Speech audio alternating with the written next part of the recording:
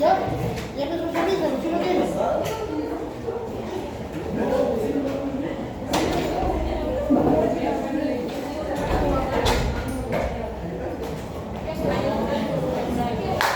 A ver, vamos a empezar, chicos, vamos a empezar.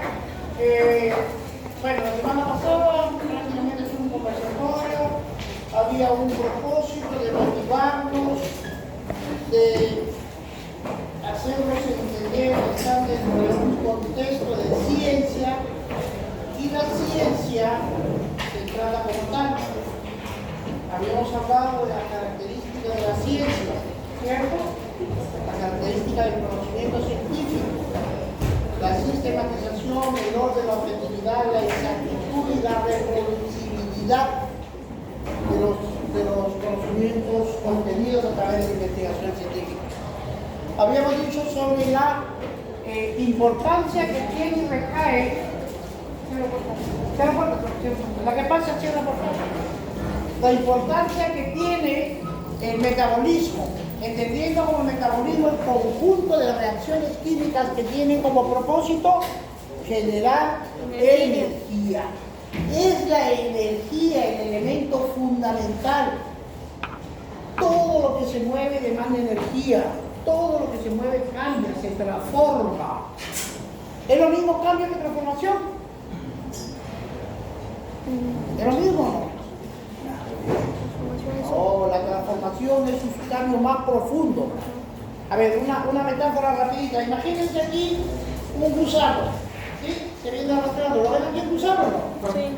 De pronto el gusano se detiene. Empiezan a haber cambios metamorfósicos en su cutícula. Se rompe la cutícula y dentro sale una hermosa mariposa y se va volando. Es transformación. Sí existe eso, ¿cierto? Se llama metamorfosis. Ese se llama transformación, ¿sí? Transformación del término trans a través de una nueva forma. Un gusano es un elemento rastrero, ¿cierto? Hasta cierto punto desagradable. Pero la mariposa llama la atención, es una figura muy bella, bonita, y se diferencia. El otro se arrastraba y esta vuela. Le pregunto, ¿y el gusano y la mariposa era lo mismo? Sí, pero hubo un cambio, más que un cambio, fue una auténtica transformación. ¿Cierto? Es la transformación. Y la energía es eso. La energía genera transformaciones, cambios a nivel celular, a nivel enzimático, a nivel energético. Y les expliqué que la energía, ¿dónde se realizaba? Era un proceso eminentemente celular dentro de los mitocondrios. La glucosa, que es el carbón humano, se metaboliza, se oxida, se quema por la candela, que en este caso es el oxígeno. Por la vía aeróbica formaba 36 ATP, productos intermedios, agua metabólica y CO2. Y por la vía anaeróbica me formaban 2 ATP. Y los productos intermedios, ácido láctico y piruvato. Los ácidos son deleterios, dañinos, nocivos, peligrosos, queman progresivamente a la célula. Y a ese sufrimiento celular se llama isquemia. Si nosotros no la salvamos, ¿y cómo la salvo? Reconstituyendo, ¿no es cierto? Reingresando, restableciendo la circulación sanguínea para aportar oxígeno, para aportar glucosa, para que se active la vía aeróbica y deje de formarse ácidos. ¿Entienden? Ahora, habíamos dicho que dentro del proceso metabólico era generar energía. Y el sistema respiratorio es parte contribuyente. ¿Cuál es la función fundamental del aparato respiratorio? Es coger el oxígeno del aire y llevarlo a la célula. ¿Para qué? Para que le forme energía. Sin energía no hay vida. Así de simple. Entonces, el proceso respiratorio, habíamos dicho que tiene 3... Wow, ¿qué pasó? Tiene que darle al medio. Ajá. Ahí está, anotar. ¿Dónde está Abajo. ¿Está acá? Sí, ese creo que es. Ahí está.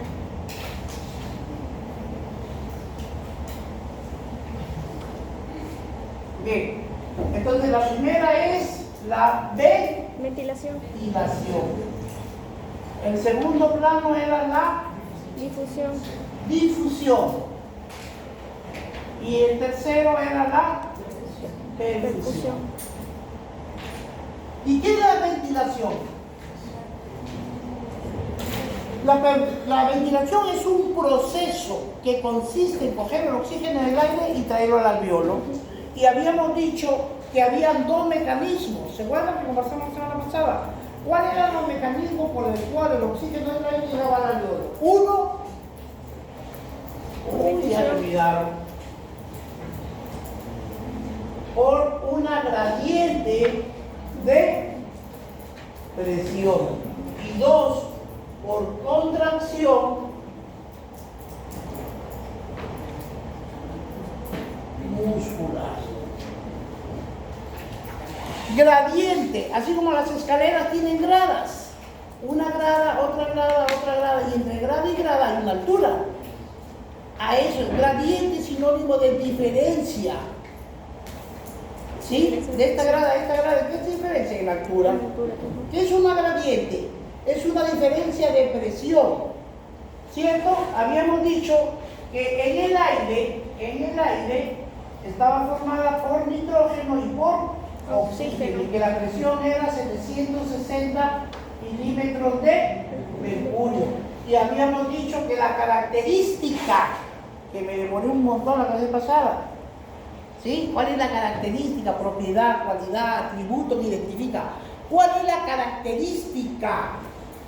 La característica del aire, que predominantemente tiene dos gases, el nitrógeno y el oxígeno, 78%, y el otro era 21%. De cada 100 litros de aire, 78 es nitrógeno. Y de cada 100 litros de oxígeno, perdón, de cada 100 litros de aire, 21 es de oxígeno. Entonces, las moléculas de la materia, cuando están muy adhesionadas, muy juntas, muy pegadas, muy adheridas, la materia tiene forma de condición sólida. Cuando las moléculas están relativamente equilibradas, la materia tiene la forma líquida. Y cuando las moléculas se rechazan, se expanden, tiene la forma de gas. ¿Cuál es la característica de los gases? La repulsión de sus moléculas. Por lo tanto, los gases tratan a expandirse, de ganar el mayor volumen. A veces entran a la cocina, algo quedó adherido a la hornilla, se enciende y se hace una ahumadera y al toque se llena porque los gases tienden a aumentar. Uno, porque sus moléculas se rechazan, por lo tanto tienden a abarcar volumen. Y dos, los gases se desplazan de mayor presión a menor presión, ¿no es cierto? Y habíamos dicho, por ejemplo, de que el cuerpo humano, ¿cierto? El cuerpo humano, en el aire, la presión es positiva. Y en el cuerpo humano, en el tórax, es negativa. ¿Ahí hay una gradiente de presión? Sí. ¿Se van a mover los gases? Sí. ¿De dónde a dónde? De mayor a menor. Del aire al alveolo. ¿Cierto? Hasta aquí. El aire, el oxígeno del aire hasta el oxígeno en el alveolo, a ese proceso se llama Difusión. ventilación. Nada más, la ventilación.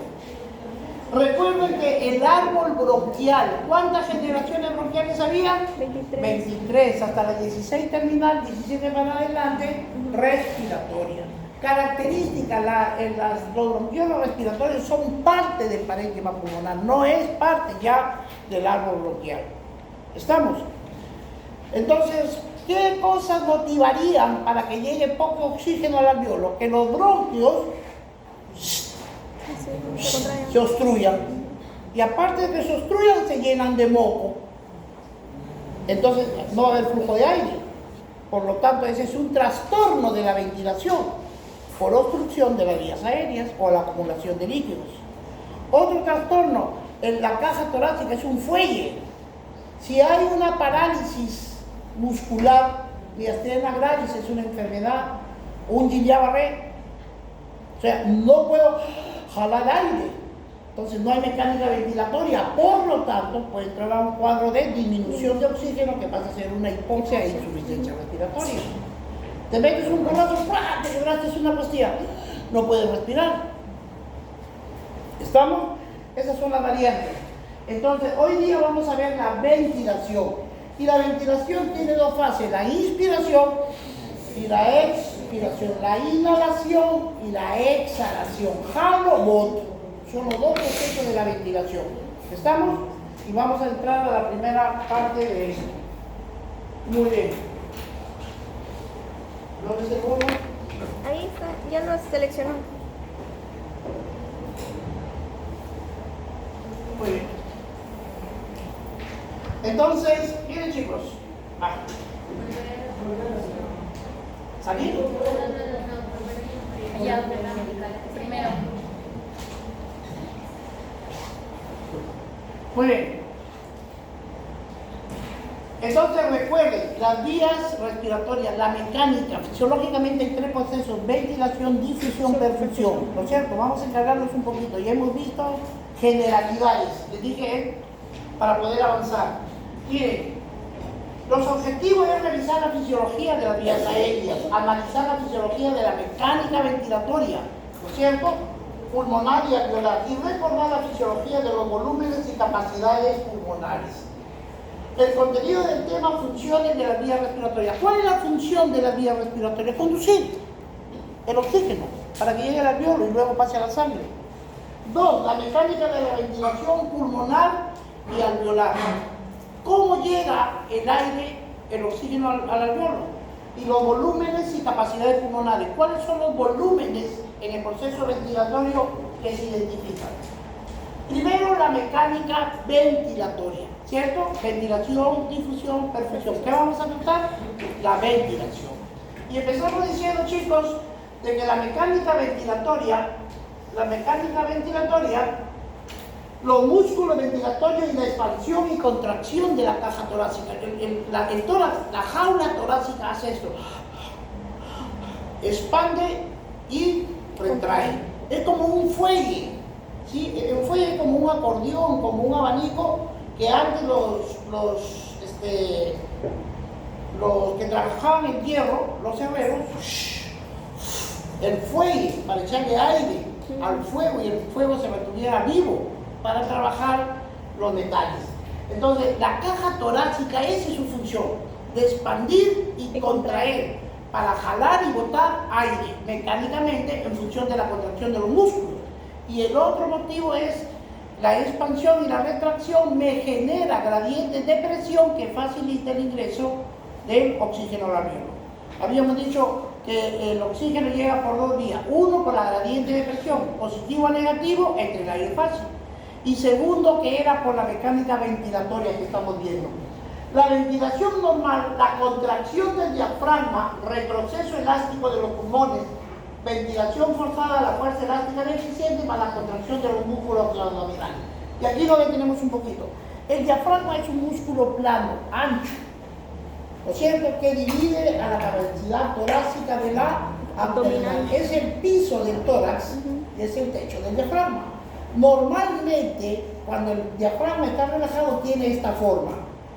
Tiene una cúpula, es como un sombrero, ahí está relajado. En la ventilación, en la fase inspiratoria, los músculos entran en contracción, los músculos entran en actividad. En la inspiración, los músculos más importantes, en una palabra, es más, el diafragma hace todo, pero hay otros músculos que ayudan, entre ellos los intercostales externos.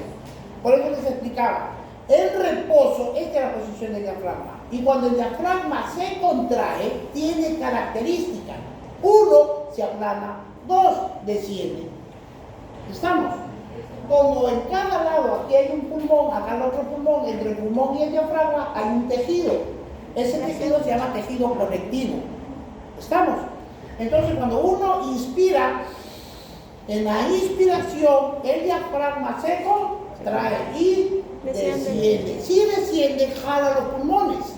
Y si jala los pulmones, el diámetro superior o inferior aumenta. Hay una elongación pulmonar. Por lo tanto, esto genera mayor negatividad.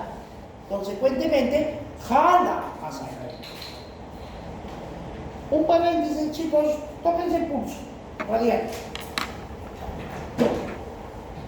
Quiero que lo palpen y perciban la amplitud, el llenado y en cada qué tiempo aparece el pulso. ¿Lo sienten? Ahora quiero que lo perciban y cuando estén percibiéndolo, hagan una inspiración rápida y profunda. Disminuye el pulso.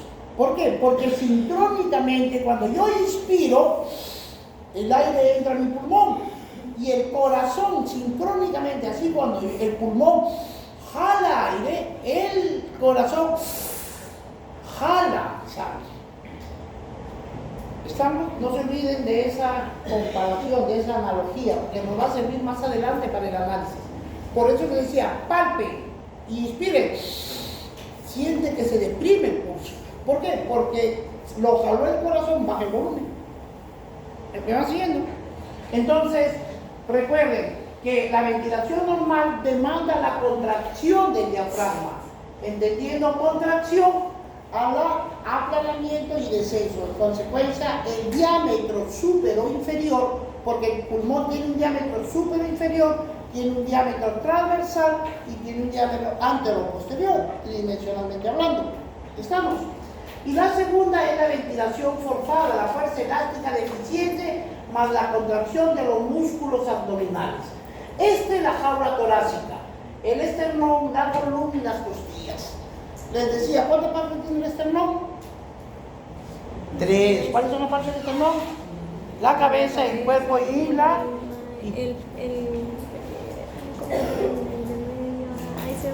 ¿Cómo se llama la parte inferior del...?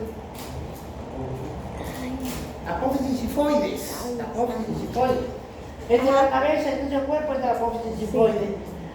Mi cuerpo es la columna, mis manos son las costillas, vienen de atrás para adelante y vienen en forma oblicua, y mis manos es el esternón. ¿Cuántos pares de costillas son? 12. ¿Cuántas verdaderas, cuántas falsas, cuántas flotantes? 7, 3, 10. 7 verdaderas, 3 falsas y 2 flotantes. Se llaman flotantes porque no llegan, pero acá está bien, estas están flotando en el aire. Estas 3, 4, 7, 3, estas 3 costillas se juntan y articulan en una sola. ¿No es cierto? Esta es la jaula torácica seguido de la parte muscular. El músculo más grande, más fuerte que mantiene erguida la cabeza, por eso que nosotros podemos mantener erguida la cabeza, ¿no es cierto? Es por un gran músculo. ¿Cómo se llama este músculo? El esternocleidomastoideo. Externo porque se inserta en la parte mastoidea del temporal. Y viene aquí, abajo viene y se divide en 2. Uno se va a la clavícula y el otro se va al esternón. Esternocleido, clavícula. Esternocleidomastoideo. Cuando este se contrae, ¿no es cierto? Está así. Si se contrae, levanta al tórax. Participa en la respiración. Después están los serratos mayores, los serratos menores, y vamos a tener sobre todo los intercostales, entre costillas. Los intercostales internos y los intercostales externos. Son los intercostales externos que participan en la inspiración conjuntamente con el diafragma. El diafragma se aplana, desciende, aumenta el diámetro superior inferior, aumenta la elongividad, aumenta la negatividad, gradiente de presión y el aire entra más rápido. Y en los intercostales externos, cuando los intercostales externos se contraen, las costillas que están así, uno se eleva, 2 se horizontalizan. Pierden la oblicuidad. Se elevan y se horizontalizan. ¿Para qué? Para que aumente el diámetro transversal y el pulmón elásticamente pueda expandirse. ¿Entendieron? Muy bien. La mecánica ventilatoria: inspiración, elevación de la caja torácica, expansión por acción costal. Los músculos intercostales externos participa el esternocleidomastoideo, el serrato anterior, los escalenos que elevan la costilla, pero el diafragma es el principal músculo inspirador. La verdad que los demás están ahí porque son parte de los músculos inspiratorios, pero el rol protagónico es del diafragma. En la expiración, ¿qué pasa en la expiración? hay depresión de la caja. En una hay expansión, en la otra hay, Contracción. ¿no es cierto? En la expiración hay una depresión de la caja torácica. Los rectos abdominales, estos son los rectos abdominales, bajan las costillas y comprimen el contenido abdominal. Estos rectos abdominales, cuando tú empujas, los hundes, empuja al diafragma y ayuda a la expiración. Es como el acto de la defecación, ¿cierto? Los músculos abdominales rectos del abdomen se contraen con la columna, el diafragma baja, se genera una presión intraabdominal y por eso empuja hacia abajo y se da el acto de la defecación, por diferencia de la presión abdominal. Entonces, los rectos del abdomen participan en qué parte de la capacidad ventilatoria? En la expiración. Los intercostales internos, así como el otro contrae, el otro también cuando se relaja, baja y oblicúa, cierra, comprime para que el aire pueda salir. El diafragma se relaja, como el diafragma está contraído, está hacia abajo. Y cuando se relaja, es como si agarrara el pulmón y lo eleva.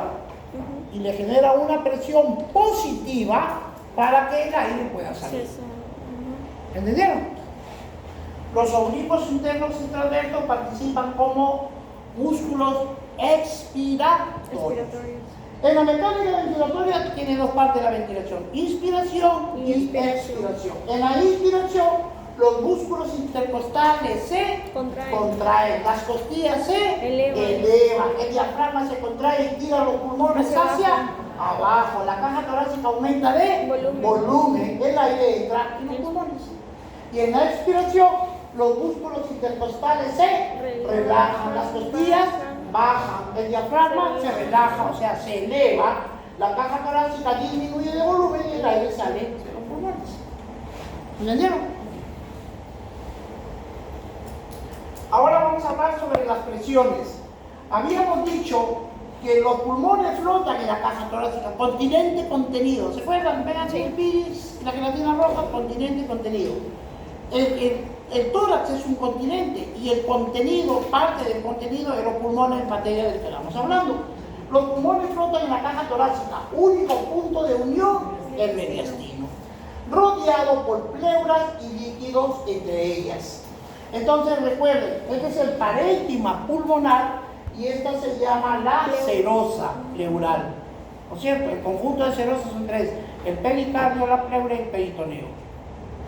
Pericardio, pleura y peritoneo. La pleura tiene dos capas. Una que está adherida al parénquima o a la víscera y la otra que está unida a la pared del tórax. Tiene una membrana visceral y una membrana parietal de pared. Entre ellas hay un espacio que es un espacio virtual. Aparentemente no existe, lo virtual no existe, ¿no? Cuando ven dibujitos en virtual, son virtuales, no existen. Entonces, entre ellos hay un líquido que se llama el líquido pleural, que evita para que cuando entre ellas se rocen no se agrieten, no se relajen. Entonces, dentro del tórax, suponiendo que este recuadro es el tórax, aquí está el corazón, ¿no es cierto? Dentro del tórax, ¿cuánto es la presión? Negativa. Entonces, tiene 5 centímetros de agua. Hay una presión en el espacio interpleural. Hay una presión.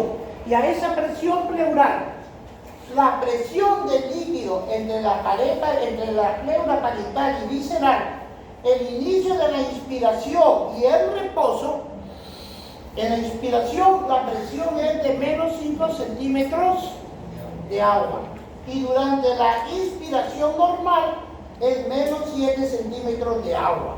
La expiración, la inversión de los elementos. ¿Cuál es más negativo? ¿Menos 5 o menos 7? Menos 7, ¿no es cierto? Porque en una escala 0, 1 positivo, 2 positivo, 10 positivo, 0, menos 1, menos 2. Mientras más te acercas al 0 es mayor. Mientras más negativo es, más gradiente genera.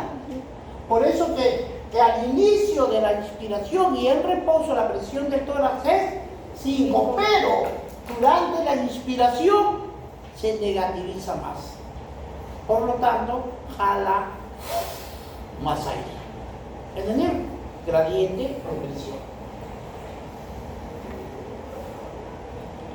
¿Qué es la presión alveolar? Así como en el ambiente hay la presión, ¿no es cierto? Porque los gases generan presión. ¿Y qué es la presión? Es la relación de una fuerza sobre un área. Presión arterial, fuerza de la sangre sobre la pared de la arteria. Presión, presión. Cada vez que escuchen presión, analícenlo. Hay dos variables. ¿Cuáles son las variables de la presión? Fuerza sobre área. ¿Qué estoy haciendo aquí? Una presión. Presión. Estoy ejerciendo una fuerza sobre un área. Presión, variables, fuerza y área. No olviden eso. Porque cuando empiezan a analizar y no tienen en consideración estas variables de estudio, se confunden, se pierden, malinterpretan y salen obteniendo otra cosa. Entonces, la presión alveolar, la presión en reposo, estamos hablando de la presión dentro del alveolo, porque aquí entra el aire. Y el aire, imagínate que esta pieza es un alveolo. Viene el aire y el aire se expande porque es un gas y va a empujar a la pared del alveolo, ¿no? Y si le empuja a la pared del alveolo, le genera una presión alveolar. ¿Estamos? Entonces, en reposo, la presión alveolar es igual a la presión atmosférica. Quiere decir que acá está en cero y afuera en el aire está en cero. Porque están en reposo, las presiones están equilibradas. Pero en la inspiración, ¿cuál es la presión del alveolo? ¿Positiva o negativa? Negativa. Negativa, porque si es negativa, jala el aire. En la inspiración, ¿cuál es la presión alveolar en la expiración? ¿Positiva o negativa? Positiva, para que de mayor presión salga. Porque si no, nunca podría salir el aire. ¿Quedó claro? Entonces, aquí en este cuadrito le dice, en reposo la presión alveolar con relación a la presión atmosférica son iguales, 0 centímetros de agua. En la inspiración, la gradiente alveolar es menos 1. Es negativa. Si es negativa, el aire entra con facilidad. Y en la expiración, obligadamente, la presión tiene que ser positiva, porque si no, nunca sale. Tiene que ser, en la expiración, la gradiente alveolar es más 1, para que pueda salir el aire hacia afuera. ¿Entendieron? Entonces, dentro de la presión alveolar hay 3 posiciones. La presión en reposo, ¿cuál es la presión alveolar en reposo? Igual a la atmosférica, 0. ¿Cuál es la presión alveolar en inspiración? Negativa, para que jale aire. Y en la expiración, positiva, para que pueda salir. Porque los gases se mueven de mayor presión a menor presión. ¿Entendieron? A eso se refiere. Muy bien. Ahora, la presión en los pulmones. La presión transpulmonar. ¿Qué es? Ese es el concepto. Si ustedes no se quedan con el concepto, van a estar divagando. Lo leyeron, pero no lo entendieron. ¿Qué es la presión alveolar? La presión transpulmonar es la presión alveolar menos la presión pleural. La presión transpulmonar es la presión alveolar menos la presión pulmonar, medida de fuerzas elásticas del retroceso pulmonar, colapso. ¿No es cierto? Recuerden, 1 centímetro de agua es igual a 0,74 milímetros de mercurio. ¿Y 1 milímetro de mercurio a cuántos centímetros de agua es? Es fácil, pues. ¿Cuánto sería? Si 1 centímetro es 0, 1 milímetro, ¿cuánto es? Divida 1 entre 0,74. Divida 1 entre 0,74.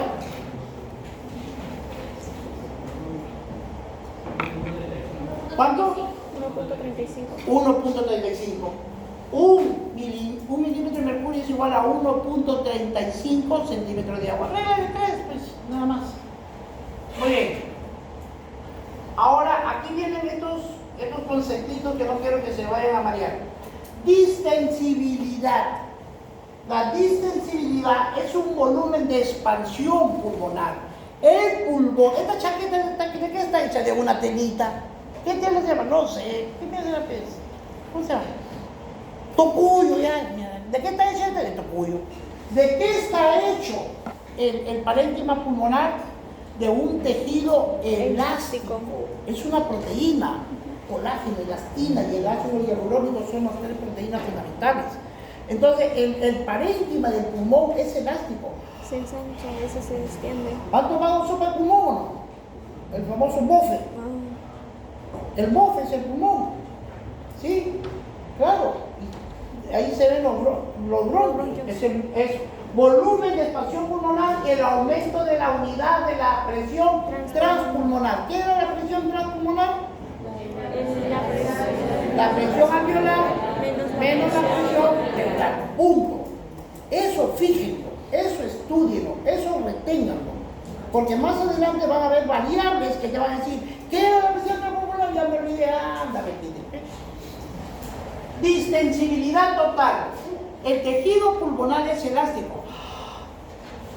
A la hora que se distiende, jala oxígeno. Entonces se dice que por cada centímetro de agua que aumenta de presión, el pulmón retiene 200 mililitros de aire. ¿Sí? Eso es un dato de... La distensibilidad, la expansión del pulmón, ¿de qué depende? Uno, de las fuerzas elásticas del tejido pulmonar, de las fibras de elastina, elástico, y el colágeno. ¿No? ¿No han visto que las mujeres cuando ya están a mayor edad ya se infiltran que colágeno? ¿Sí? Es el botus, el colágeno. O se ponen elastina, ¿no? Pero el otro es el ácido hialurónico, que activa la elastina. Entonces, las fuerzas elásticas del pulmón, el pulmón se debe a su capacidad de estirarse, de expandirse y de retraerse. ¿A qué proteínas? A la elastina y al colágeno. ¿Qué pasa si disminuye el colágeno o se endura? El pulmón se pone fibroso, ya no se distiende. ¿Entienden? Y las fuerzas elásticas de la tensión superficial del surfactante alveolar. Aquí, chicos, a ver, aquí quiero que quede clarísimo, no quiero nada de... A ver, ¿qué es la tensión superficial? ¿Dónde la vaina? Acá, ¿no? No. Hacer anotaciones. ¿Ah? Hacer anotaciones arriba. La parte superior, la cuarta.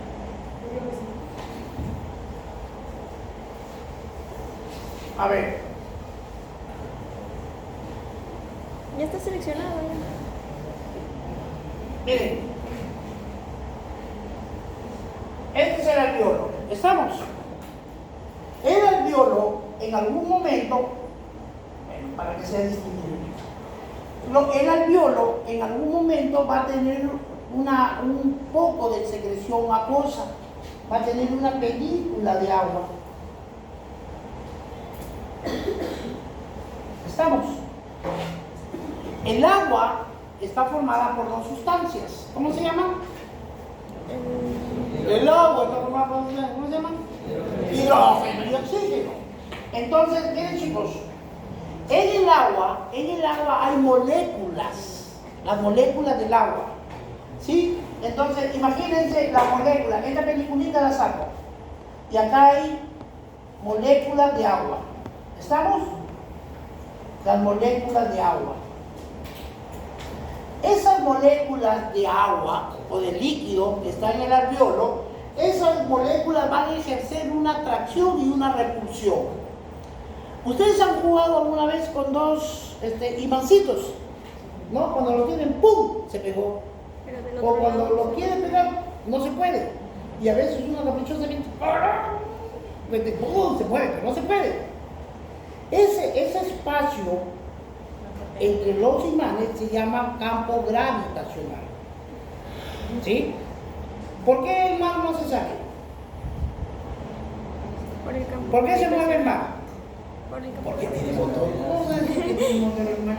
Me ha dicho ¿Por qué? Porque está en un campo gravitacional. La Tierra es un imán, la Luna es un imán. En ese espacio es como esas fuerzas que están ahí. Por eso que cuando la Luna se aleja, el mar se aleja, la marea. Luna llena, el agua se viene. ¿Entendieron el concepto de espacio gravitacional? Muy bien. Esa misma figura la vamos a aplicar aquí. Las moléculas de agua tienden a cohesionar, a juntarse como un imancito. ¿Estamos? Si estas fuerzas de cohesión prosperan, ¿qué pasa con el alveolo? ¡Pum! Se cierra. A veces cuando vamos a una fiesta infantil, mi hijita, bueno, mi hija, el día que tenga sus hijos van a experimentar. Ya mi última hija tiene 8 años. Cuando estaba más pequeña, ¿no?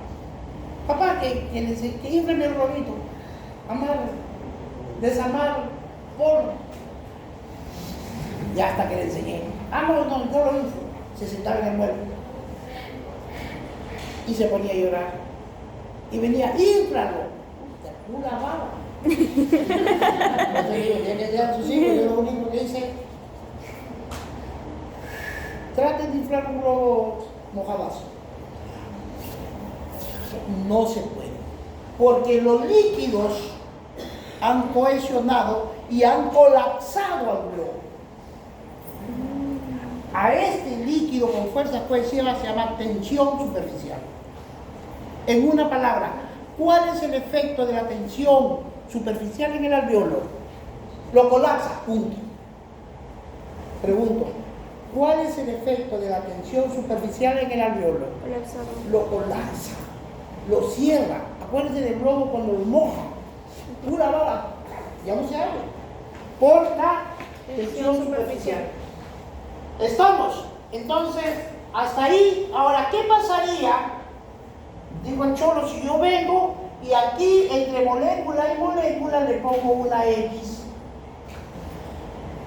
bloqueo a la fuerza de cohesión, a la fuerza del campo gravitacional, evito que las moléculas se junten, y que se porque colapsen. cuando estas se juntan, cuando la tensión superficial se colapsa. Y si yo le pongo una sustancia que bloquee la atracción de las moléculas, ya no se colapsa. Ese es el surfactante. Y ese efecto se llama surfactante. Entonces hay dos conceptos, la tensión superficial y el surfactante. Son antagónicos, complementarios. ¿Estamos? La tensión superficial tiende a colapsar y el surfactante tiende a expandir. ¿No puede tener relación con los neumáticos? Ya, esa es una buena pregunta. ¿De dónde viene el surfactante? De los neumáticos tipo 2. De los neumáticos tipo 2. ¿Y los neumáticos tipo 1 qué hacen? Surfactante. Neumáticos tipo 1 ¿qué hacen?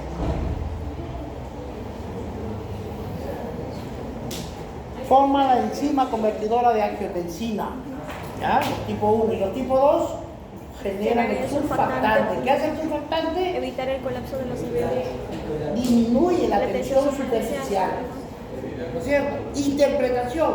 La tensión colapsa y el surfactante dilata.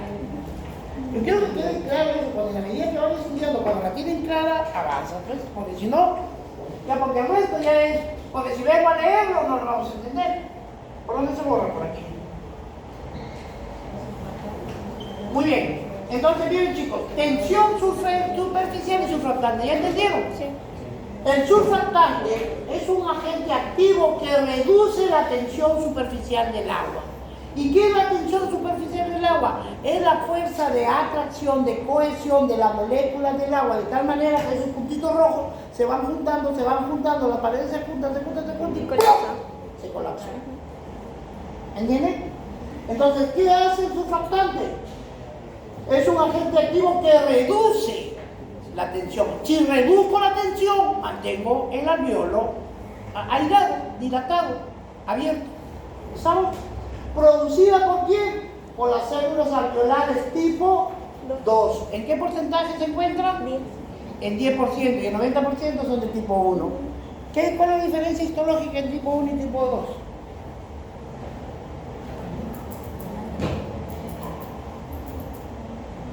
Tipo 1 y tipo 2. Las tipo 1 son planas, esas son cilíndricas. Muy bien. Ahora chicos, escuchen. La fosfatidilcolina. Hay nombrecitos medios pellejitos, pero hay que aprenderlos. Fosfatidilcolina. Principal responsable de la disminución de la tensión superficial. Si A es igual a B y B es igual a C, entonces A es igual a C. María, Juana y Rosa. María tiene 20 años, Rosa tiene 20 años y Juana tiene 20 años. Entonces María y Juana son iguales, ¿cierto? ¿Se ve esa propiedad? Si la fosfatidilcolina disminuye la tensión superficial y el surfactante reduce la superficial, quiere decir que el surfactante es lo mismo que la fosfatidilcolina. Pero ¿cuál es el surfactante más abundante o más fundamental en el aparato respiratorio? La fosfatidilcolina. Tiene nombre. ¿Cómo se llama el surfactante? Fosfatidilcolina. Fosfatidilcolina. ¿Cómo se llama? Fosfatidilcolina. ¿Ya les van a poner en el examen? No me idea. Muy bien. Avanzamos. Volver. Proyector inalámbrico. Acá. No, el otro. Acá, a la marca derecha. Ahora vamos a contratar a la doctora aquí de secretaria. Muy bien. Sin surfactante. Ya te pongo lo mismo. Sin surfactante. Acá está. ¿Se acuerdan del alveolo? ¿Sí? Esta aquí es de la película de agua. Esta es el agüita. Estas son las moléculas. ¿Cuál es el mecanismo de acción en la tensión superficial? Las moléculas que forman el agua, estas moléculas tienden a atraerse. Esta la jala y esta la jala. Si entre ellas la fuerza de cohesión o de unión empiezan a jalarse, la tensión superficial va a llevar al colapso alveolar. ¿Estamos? El de la molécula del fluido. Decimos fluido porque puede ser agua, decimos fluido porque puede ser pus, decimos fluido porque puede ser sangre. Finalmente son líquidos. Y hablamos de las moléculas de los líquidos. Entonces, sin surfactante, ¿qué pasaría si no hay surfactante? Los alveolos están recubiertos de un líquido acuoso, tipo agua, pero como las moléculas que lo componen se cohesionan, se juntan, se pegan, se atraen, las paredes alveolares se arrastran hacia adentro y pueden llegar a colapsarse. Esas son las fuerzas que tienden a colapsar, porque esas son las bolitas, son las moléculas de cohesión. Cuando las fuerzas, la molécula de cohesión de la materia se juntan, se compactan, se pegan, se llama sólido. Cuando las moléculas de cohesión están en equilibrio, el estado de la materia es líquida. Y cuando las moléculas, ¿cuál es la característica de las moléculas en los gases? Se expulsan. Por eso que el gas rápidamente llega a expandirse, a ocupar más volumen. Ahora, con surfactante. Aquí ahora mismo ya quedó claro que es tensión superficial. Con surfactante. Ciertas células de la pared alveolar segregan moléculas surfactantes, las que reducen la cohesión, impiden, aquí se meten, para que no se junten, impiden la fuerza de cohesión, reducen la cohesión al pasar entre el fluido. Así, los alveolos permanecen inflados para permitir el paso del aire. ¿Entienden? Entonces, aquí en la figura, los amarillos son los surfactantes. Aquí se ponen y bloquean la atracción. Y si se bloquea la atracción de fuerza de tensión, ya no hay colapso. En resumen, ¿cuál es el efecto de la tensión superficial sobre los alveolos? Colapso. ¿Cuál es la acción del surfactante sobre los alveolos? Evitar dilatación, mantenerlos permeables y abiertos. Muy bien. Volúmenes, capacidades pulmonares. Esto también es facilísimo, chicos, ¿sabes? De aquí que no les asuste nada. Hay 4 volúmenes y 4 capacidades. Estamos estudiando de las 3 fases: ventilación, difusión y superficie, que estamos hablando de la ventilación. Hemos visto cómo el oxígeno llega al alveolo por gradiente de presión y por contractura muscular. Hemos visto que la mecánica de la caja torácica, hemos visto los músculos inspiratorios y expiratorios, hemos visto que el calibre del labio bronquial puede ser un obstáculo que impida que el oxígeno llegue al alveolo. ¿Estamos? Ahora, cuando nosotros en la ventilación hay 2 procesos: inspiración y expiración. Expiración. Inhalación, exhalación. Jalo, otro. ¿Estamos? Entonces, hay volúmenes, hay 4 volúmenes fundamentales. Volumen Uno, corriente. el volumen corriente. ¿Qué es el volumen corriente? El Es el externo. volumen que entra y sale de forma natural, corriente. Yo ¿estás escuchando? De forma inconsciente. Está ventilando en dos tiempos. Cuando entra, volumen corriente. Cuando sale, volumen corriente. En cada inspiración entran 500 mililitros de aire y en cada exhalación salen los 500 mililitros de aire. Ese es el primer volumen. ¿Cómo se llama? Volumen corriente, llamado también tidal. Tidal. Es importante porque en medicina son sinonimias. Ustedes se rayan y les hacemos la misma pregunta, pero usamos sinonimia. Y ¡pum! Yo lo sé. Es que están operativamente, pero me están analizando. Yo los invito a analizar. En verdad, chicos, yo no sé de qué. A mí me han mandado para enseñar medicina. No tiene propósito de jalar. Se jala que lo estudia, pues, porque es lo que hemos dicho. ¿Cierto? Hagan su plan de estudio, chicos. Respeten el sílabo, desarrollen los temas, estudien de forma disciplinada 2 horas, mínimo. ¿Estamos? Muy bien. Entonces, son 4 volúmenes. El primer volumen es el volumen corriente. ¿Qué es el volumen corriente? Llamado volumen tidal. Es aquel que en una respiración simple, ordinaria, común, de todos los días, lo que entra y sale, es un volumen corriente. Entra y sale 500 mililitros. Y el otro es el volumen de reserva inspiratoria. ¿Y qué es el volumen de reserva inspiratoria? Es cuando nosotros te decimos que después de una inspiración, ¿sí?, tengas una inspiración sostenida y forzada. Vamos a dar un lenguaje más chabacano. Es como si yo dijera, cholo, jala con toda tu fuerza y llena pulmón. Y cuando lo llenes te paras un ratito, no lo botes. Esos son 3000. ¿Vieron cuánto se expandió? Esa es la ventilación inspiratoria De 3000. forzada. Volumen de reserva inspiratoria. ¿Cuánto equivale? 3000. Esta gráfica, este chiquito, este sube y baja, este es el volumen corriente, llamado también volumen tidal. Este es el piso, este es el techo. Este es como un cerrito, ¿sí o no? Llega a la punta del cerrito. Inspiración, expiración. Inspiración, expiración. Volumen corriente. Inspiración, expiración. Es equivalente a 500 mililitros. Y en el volumen de reserva inspiratoria, cholo, jala con toda tu fuerza y retén el aire. Es este. Este es el piso. No acá. Este es el piso del volumen inspiratorio. Sube y baja. Y aquí muere. ¿Entienden? A eso se llama el volumen de reserva inspiratoria. El primer volumen se llama volumen corriente, es el que ordinariamente entra y sale y tiene una valoración de 500 mililitros. El volumen de reserva inspiratoria es una inspiración forzada después de la inspiración. No lo botes, ya más o menos ahí. ¿Cuánto equivale? 3000 mililitros. De ahí viene el volumen de reserva inspiratoria. ¿En qué consiste? En que de forma forzada vas a botar todo el aire. ¿Sí? Entonces, cholo, jala y bota todo el aire que pueda.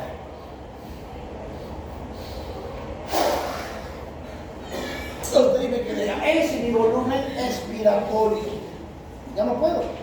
¿Entienden? Y se representa con esto. Volumen de reserva expiratoria. Este es inspiratoria, así está mal. Expiratoria. ¿Ya, chicos? Sí, aquí hay que corregir. Aquí es expiratoria. Este es el volumen de reserva inspiratoria. Y por último, ¿cuánto equivale el volumen de reserva inspiratoria? 1100. El corriente, 500. 3000. El volumen inspiratorio de reserva inspiratoria, 3000. El volumen de reserva inspiratoria, 1100. Y el volumen residual, 1200. Este es el volumen residual. No tiene flujo. Es lo que se queda ahí. Ese es un volumen que es un aire que está en flujo, nunca sale. Por más intención, ¿se acuerdan de los 3 chanchitos y el lobo? La casita de paja, de madera y de cemento. Y el lobo sopló. No, el volumen residual nunca iba a salir. ¿Para qué sirve? Para mantener expandidos los pulmones. Cuando a veces una persona súbitamente se atraganta, se atora, se puede morir, ¿no? Hacemos la maniobra de Heimlich. ¿En qué consiste? El examinador se pone detrás, no como el plano. Si mis pies están cerrados, si ustedes dibujan alrededor de mis zapatos un cuadrado y yo salgo, a eso se llama cuadro de sustentación o plano de sustentación, porque me está sosteniendo. Y cuando hay trastorno del equilibrio o cuando los niños empiezan a caminar recién y los viejos envejecen más, aumenta el plano de sustentación.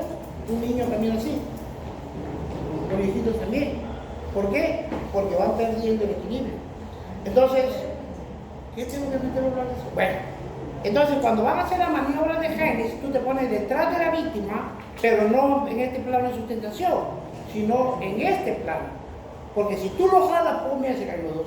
Entonces, este es para dar seguridad. La maniobra es una sola, sino que para materia de entendimiento voy a hacer dos procesos. Coges el puño y lo pones en el epigastrio. Con la otra mano lo jalas con toda tu fuerza a tu cuerpo. Y al mismo tiempo lo subes. Esa es la maniobra. ¿Por qué? Cuando yo comprimo y empujo, movía el volumen residual. Pero como yo sé que el volumen residual nunca va a salir, pero si lo muevo de forma mecánica y rápida, el volumen se dispara como bomba. Y desde adentro se genera una presión, el cuerpo sale volando. ¿Sí?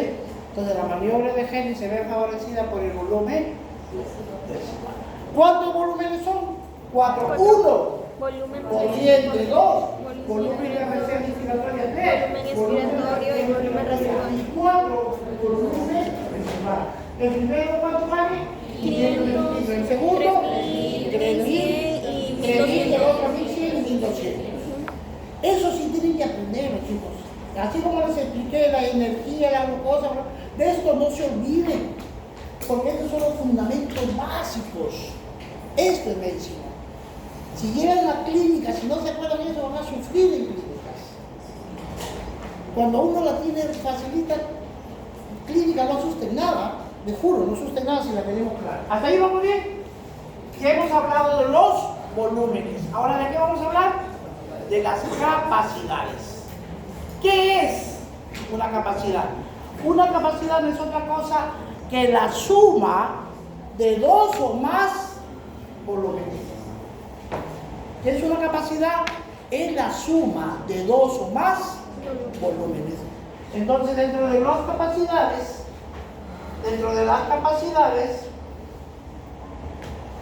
tenemos esta. La primera, la capacidad. ¿Qué es una capacidad? Suma de volúmenes. La capacidad inspiratoria es la suma del volumen corriente más el volumen de reserva inspiratoria. ¿Y es igual a cuánto? A 3.500. ¿Te acuerdas que uno era 500? ¿Era 3.000? 3.500. La capacidad residual funcional. Aquí, como es volumen de reserva inspiratoria, la otra variable es el volumen de reserva expiratoria, pero se une al volumen que nos sale, al volumen residual. Ahí sería 1.200 más 1.100, 2.300. ¿Qué es la capacidad vital? Es la suma del volumen de reserva inspiratoria, del volumen corriente y de reserva expiratoria. Esa es la capacidad vital. ¿Y qué es la capacidad pulmonar total? La suma de las 4 volúmenes. De la capacidad inspiratoria corriente, de reserva inspiratoria y del volumen residual. ¿Que es igual a cuánto? A 5.800. ¿Quedó? ¿Qué se le va a preguntar? Ejercicios. ¿Cómo vamos a ver esto? A través de una prueba que se llama espirometría, que era la primera práctica, no sé si lo han hecho todavía. Bueno, a ver, a manera de ejercicios. Así voy a poner un modo de cómo podría venir. Si la diferencia de dos ángulos complementarios es 30, ¿cuánto viene cada uno?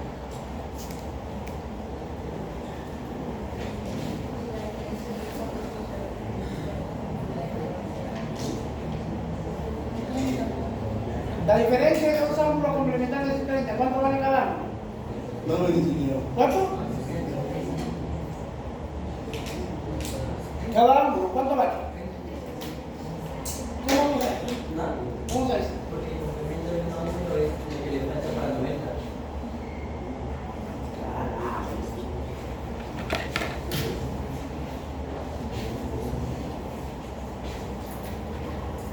Este era, ¿no?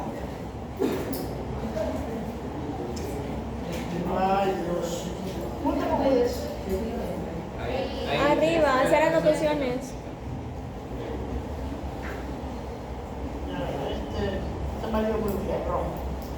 Bien, chicos, si yo les digo la diferencia de dos ángulos complementarios es 30, yo digo A menos B es igual a 30. 30. ¿Y qué les estoy pidiendo? ¿Cuánto vale cada ángulo? Si ustedes no saben qué es un ángulo complementario, ¿qué es un ángulo complementario?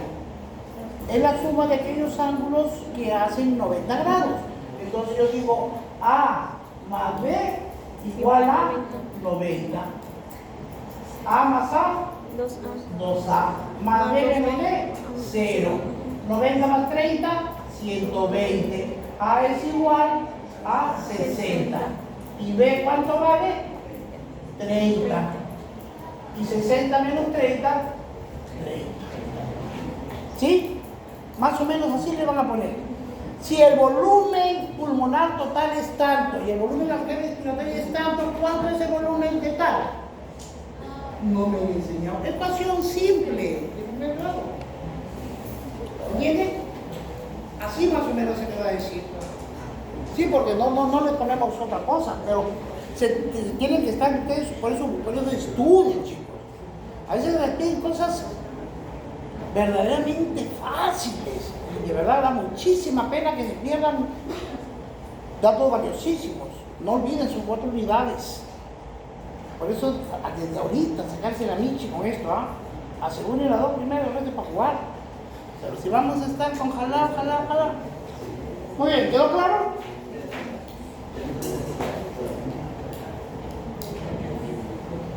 Muy bien. Volver a proyectar. Doctor, ¿en teoría también vienen ejercicios? Ventilación alveolar. A ver.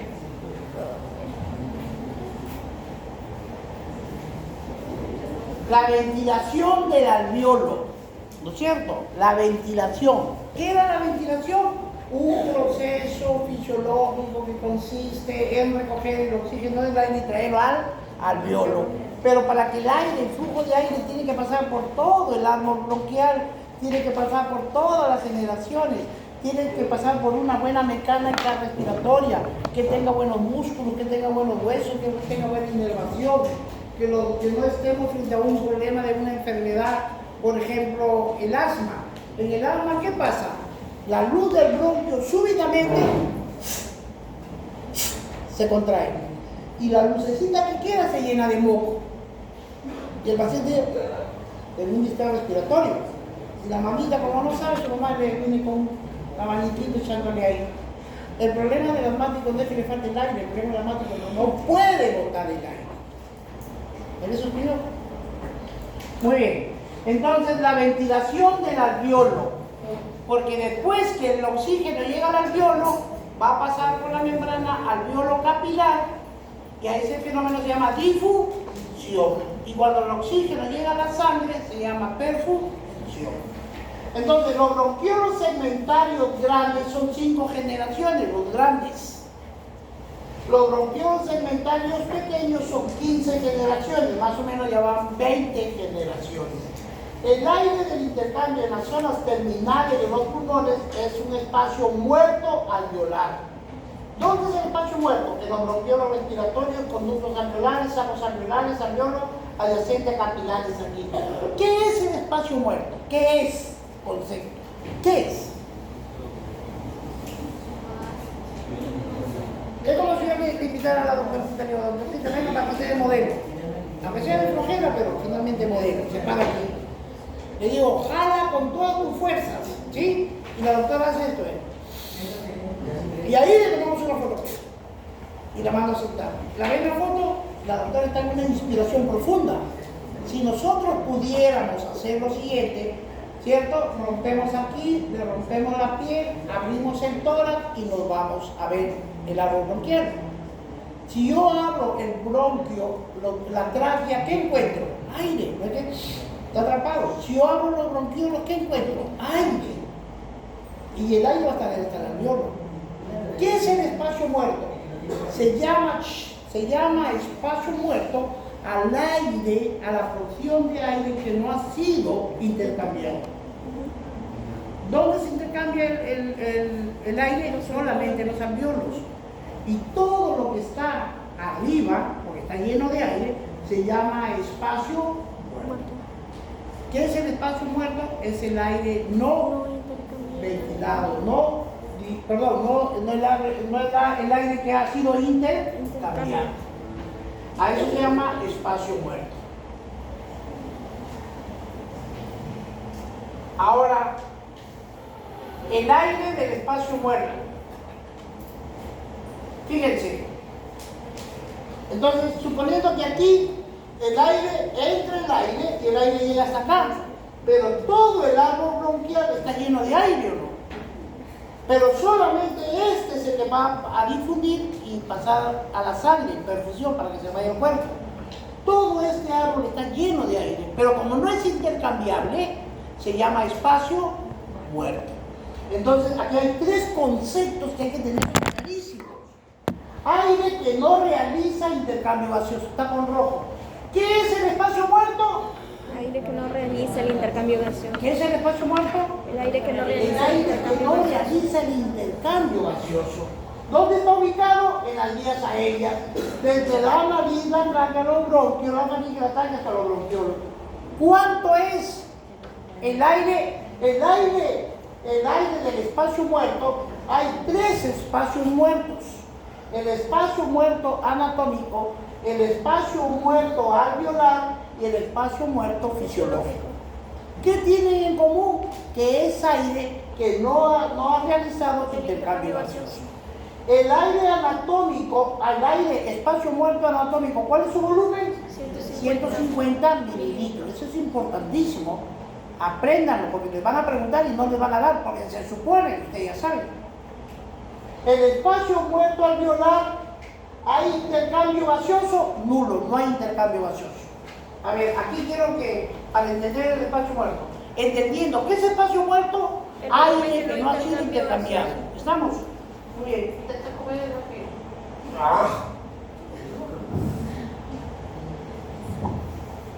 ¿Este verano, no? ¿Estos ángulos? No, estaba en los tres. Era el anterior. No, los tres puntitos. ¿A dónde salgo? Salir, acá en la parte de acá. Es que No, salgo hasta acá de todo de la...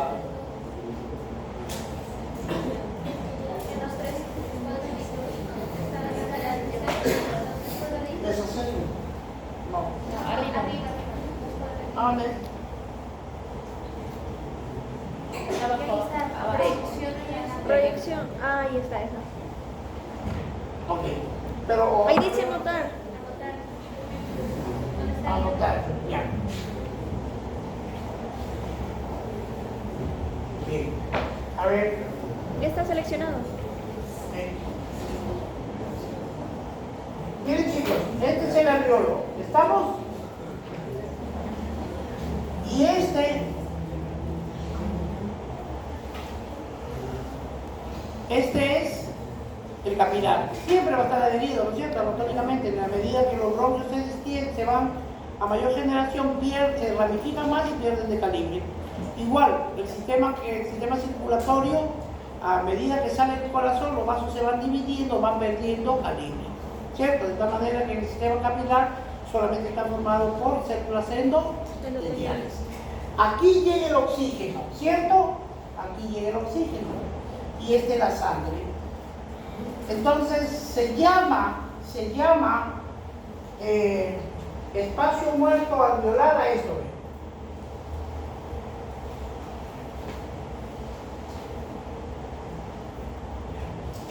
Se llama espacio muerto porque en el alveolo puede suceder una cosa. El alveolo, en un cuadro de neumonía, se forma agua. Y si ya no hay agua, el oxígeno viene y rebota, no puede pasar. Por lo tanto, ese alveolo está perfundido, sí le llega sangre, pero no está ventilado, porque el agua no lo permite llegar. ¿Me entendieron? Por lo tanto, no hay intercambio gaseoso, es un espacio muerto alveolar nulo. Y la otra posibilidad es de que el oxígeno sí llega bien, pero de pronto a la sangre se forma un coágulo. Entonces la sangre viene, choca y se regresa y no llega sangre. El alveolo está oxigenado, está ventilado, pero no está perfundido. Por lo tanto, no hay intercambio gaseoso. ¿Sí? Hay dos figuras del espacio muerto alveolar.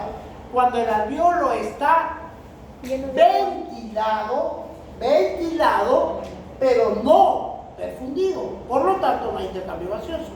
El alveolo está perfundido, pero no está ventilado. En estas dos figuras constituyen el espacio muerto alveolar. ¿Entendieron? Sí.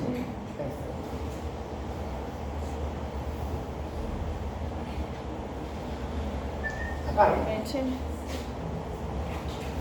Muy bien, entonces el espacio muerto, ¿qué es el espacio muerto? Es el aire que no realiza intercambio gaseoso. Ese es el concepto, punto. ¿Cuántos tipos de espacio muerto hay? 3. El anatómico, el alveolar y el fisiológico. ¿Cuándo es un espacio muerto alveolar? Cuando el alveolo está ventilado pero no perfundido. ¿Y cuando está O cuando el alveolo está perfundido pero no ventilado. Y finalmente el espacio muerto fisiológico. ¿A qué es igual el espacio muerto? Al espacio muerto anatómico más el espacio muerto alveolar. Ese es el fisiológico. Alteración en enfermedades obstructivas y restrictivas y representa el 20 al 30% de los casos de volumen de espacio muerto a volúmenes corrientes. Entonces no olviden, 3 espacios. Quédense con este valor. Por lo menos aquí en la ya nos tenemos un dato. Que el espacio muerto anatómico es igual a 150 mililitros. El espacio muerto alveolar y el espacio muerto fisiológico. ¿A qué es igual el espacio muerto fisiológico? A la sumatoria del anatómico más el alveolar. ¿Quedó claro eso? Muy bien, avanzamos. ¿Qué es el volumen minuto?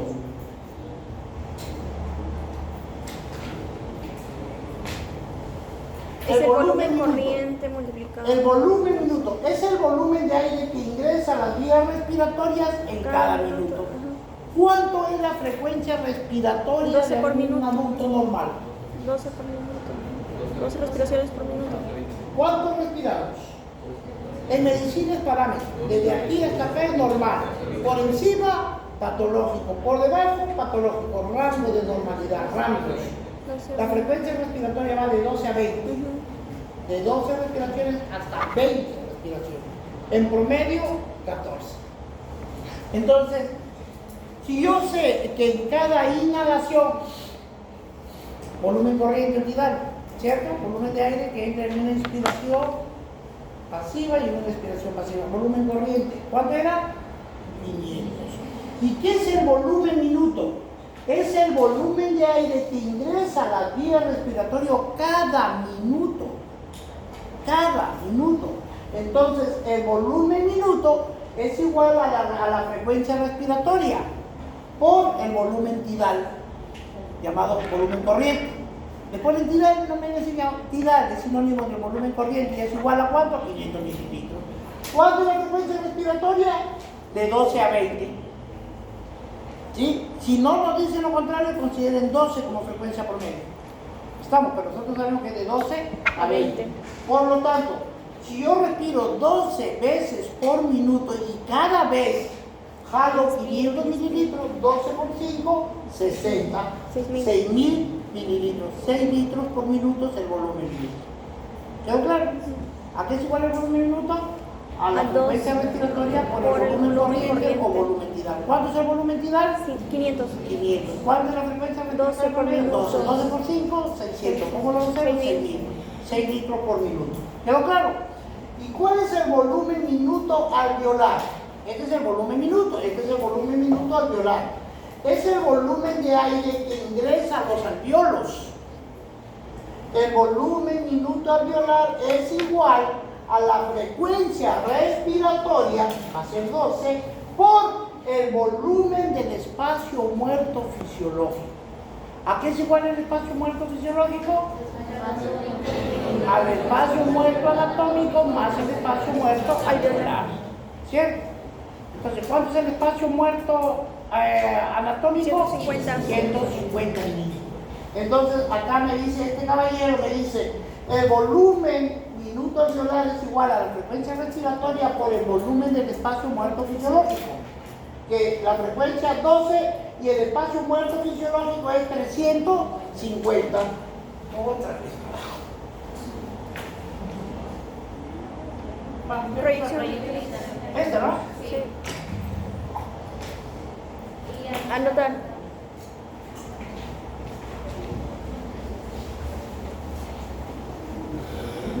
Miren chicos, si el espacio muerto fisiológico es igual al espacio Anatómico. muerto anatómico Más el más espacio muerto el alveolar. espacio muerto alveolar. ¿Estamos?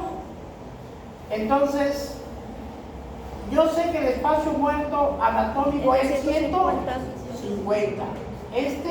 Al espacio muerto alveolar no sé, pero el espacio muerto fisiológico ya me lo dieron, 350.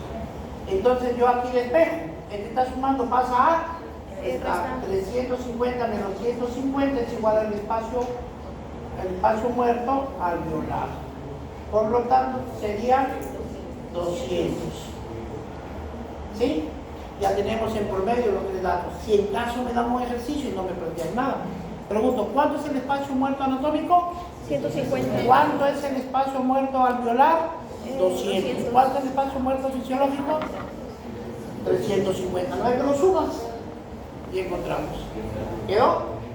Entonces aquí sería 12 por 350 por 12. A ver, hágalo. Una consulta. El espacio muerto alveolar solamente va a existir cuando la persona está enferma. Claro, por ejemplo, puede haber 4.200. neumonía. En la 4.200. neumonía, ¿qué pasa? El alveolo, en la neumonía, la característica que aquí viene la sangre, el oxígeno pasa para acá y el CO2 se va para acá. Eso es lo normal, lo fisiológico. Pero un paciente con neumonía, ¿qué pasa? Todo esto se llena de agua. Y si se llena de agua, este está perfundido, pero no está ventilado, ¿cierto? Entonces, eso no es espacio muerto. En neumonía. En caso de una trombosis venosa pulmonar, no está perfundido el pulmón. Claro, son cuadros fisiológicos reales. Oye, se viene para acá, borro. Ya, ¿quedó claro esto? Sí. Volumen minuto, frecuencia respiratoria por el volumen tidal. Volumen tidal es sinónimo de volumen corriente es igual a 500 mililitros. Y el volumen fisiológico es igual al espacio muerto anatómico más el espacio muerto alveolar. Seguimos. Receptores. Chicos, el sistema respiratorio y el sistema endocrino son sistemas de relación. Se llaman así porque nos permiten relacionarnos con el entorno. ¿Sí? La capacidad de distinguir el medio que me rodea de mi medio interno se llama conciencia. Y nosotros aprendemos a explorar en un medio físico a través de los órganos de los sentidos. A través de la visión yo puedo ver luz, yo puedo ver oscuridad, yo puedo ver formas, círculos, cuadrados, rectángulos, triángulos. Yo puedo ver colores, amarillo, verde, azul. Yo puedo ver distancias a través de mis ojos. A través de mis oídos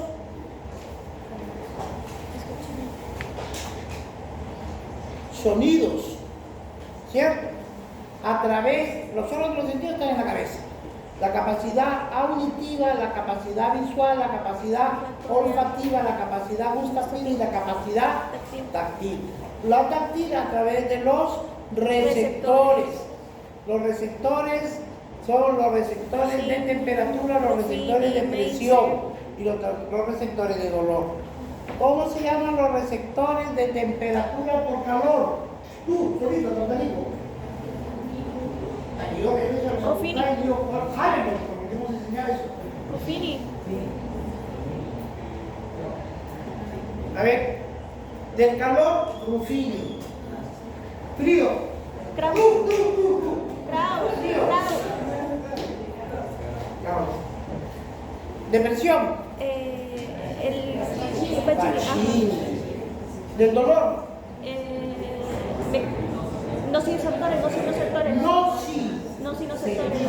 Noci viene de nocivo, es dañoso, duele, nociceptivo. ¿Dónde se encuentran los receptores los receptores táctiles? ¿En qué parte de la piel? ¿Cuántas partes tiene la piel? Yo les enseñé a tu pájaro, a esos dos, a mi delegada, al verde. Ahí está. ¿Dónde se encuentran los receptores?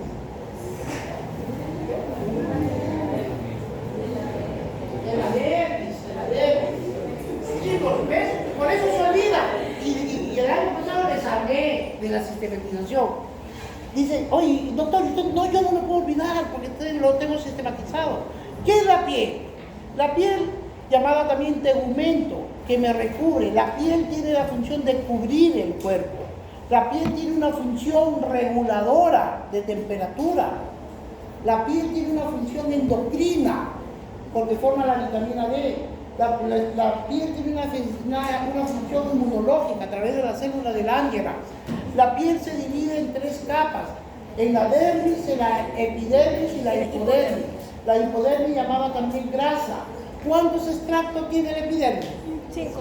¿Cuáles son? Estratocordio, estratolúcido, estratogranuloso y A ver, de orden, pero así son de nada. De arriba abajo, de abajo arriba. 1. estratocordio. Ya, entonces de arriba para abajo. Córneo. Lúcido. Granuloso, espinoso y el basal.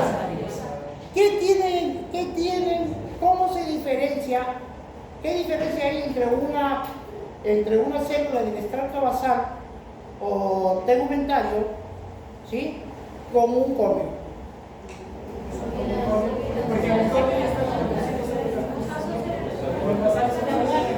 ¿Cuál? Que está muerta. La basal, se llama basal porque es en la base, ahí está la célula germinativa, porque de ahí salen las raíces. Sí. Son células germinativas, espinosa, granulosa, lúcida y córnea. En la medida que sube se va desapareciendo el núcleo. Sí. Las corneales ya no tienen núcleo, si no tienen núcleo, ya no se reproduce, apoptosis, se mueren y se desprende. ¿Cómo se llama el proceso de desprendimiento celular? Esfoliación. ¿Cuántas partes tiene la dermis?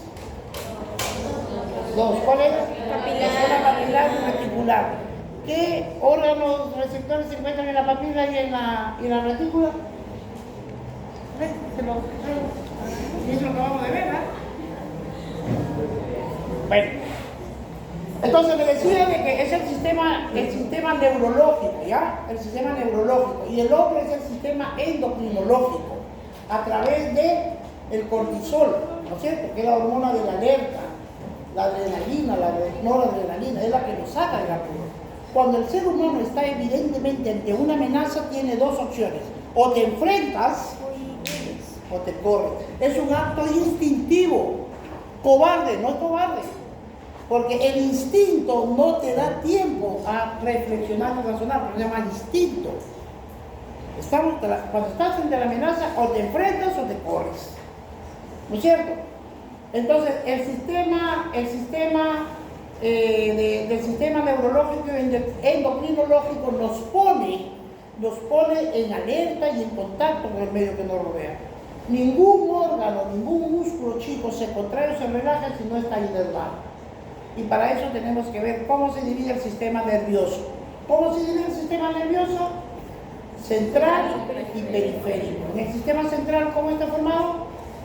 Por el cerebro, la médula, el Dentro cerebro, del contenido de la cavidad craneal. El encéfalo y la médula espinal. El encéfalo está formado por el cerebro, el cerebelo y el tronco encefálico. El tronco encefálico está formado por el mesencéfalo, la protuberancia y el bulbo raquídeo. Y la médula espinal baja, sale por el foramen, entra al raquis y baja por la columna. ¿Cuántas vértebras son? 33. En esos espacios salen los nervios raquídeos. ¿Cuántos pares de nervios craneales hay? 12. ¿Cómo se llama el primer par? el olfatorio, El segundo, óptico, el tercero, troqueal, todos los blancos juntos. El cuarto, el troqueal, quinto, trigemino, trigémino. Sexto, motor ocular externo. Séptimo, el facial. facial, Octavo, el óptico coclear, vestibular. Noveno, glosofaringeo. Décimo, el vago. ¿Por qué se llama vago? Porque está en todo el cuerpo. Porque lo vemos en cualquier lugar. Llamado también Neumotax, neumogástrico. El onceavo, el espinal. El doceavo, el accesorio, el hipoglóso. ¿Cuántos nervios craneales hay? Raquídeos, perdón. ¿Cuántos nervios raquídeos hay? 31 pares. ¿Cómo está formado? Así como está formado el sistema nervioso central, está formado el sistema nervioso periférico. El sistema nervioso periférico está formado por el sistema somático y por el sistema autónomo. El somático o voluntario está mediado por los 31 pares craneales. Levanta tu brazo izquierdo, el derecho, el voluntario. Y el otro es el involuntario, porque no obedece a la voluntad, llamado también autónomo. Está formado por el simpático y el parasimpático. ¿No es cierto? A ver, díganle en tu corazón que acelere 10 latidos por minuto. No te hace caso. Que el riñón pinche 20 centímetros más de orina. No te hace caso. Entonces, el simpático y el parasimpático. El simpático, ¿cómo se llama el neurotransmisor del simpático? La adrenalina y noradrenalina. ¿Sobre qué receptores actúa? Sobre los alfa y sobre los beta. Y los alfa se dividen en alfa 1 y alfa 2, beta 1 y beta 2. Y en el sistema nervioso parasimpático, ¿cómo se llama el neurotransmisor? La acetilcolina. ¿Cómo se llaman sus receptores? Nicotínicos y muscarínicos. ¿Cuántos muscarínicos son? 5. ¿Dónde están? Ya no les puedo. ¿Por qué es importante? Porque no entendemos esto. Miren lo que tenemos que tener previo, chicos. Cuando uno la tiene rapidito, recuerdo que a mí nunca me asustó nada. Ya encontraría algo que no asusta. Receptores adrenérgicos. Hay receptores alfa 1 y alfa 2. ¿Dónde están los receptores posinápticos? Y estos son presinápticos. ¿Dónde están ubicados los alfa 1? En los vasos periféricos, en las arterias coronarias, en el útero, en el trígono vesical y en la piel. ¿Cuál es su efecto? A materia de estudio, vasoconstricción, contracción uterina y cierre de esfínteres. Y los alfa 2, ¿dónde se encuentran? Sistema nervioso central, sistema nervioso periférico, los vasos periféricos, arterias y venas, plaquetas y los riñones, tejido adiposo y páncreas. ¿Cuál es su efecto? Vasoconstricción, agregación planetaria, hipólisis, secreción de insulina y vasodilatación del sistema nervioso central, sistema nervioso central. Esos son los receptores alfa. Luego vienen los receptores beta, beta. Hay beta 1 y beta 2. Beta 1 cardíaco. ¿Dónde se encuentra? En el miocardio, en el nódulo sinoauricular y en el sistema de conducción ventricular. ¿Qué efecto tiene? Inotropismo y cronotropismo. ¿Qué es inotropismo? Fuerza de contracción. Cronotropismo, la frecuencia cardíaca. Y los beta 2, no cardíacos, ¿dónde se encuentran? En los vasos sanguíneos de la piel, en los bronquios. Aquí está. Estamos llevando pulmonar. En los bronquios, ¿qué tipo de receptores tenemos? Los beta 2. ¿Qué efectos produce? broncodilatación, Broncodilatación. ¿Estamos? Están inervados. Por eso tenemos que ver a qué sistema pertenece. Simpático, parasimpático, adrenalina o acetilcolina. Hay que ver los receptores y mecanismos de acción. Muy bien. los bronquios, broncodilatación. ¿Qué es la histamina?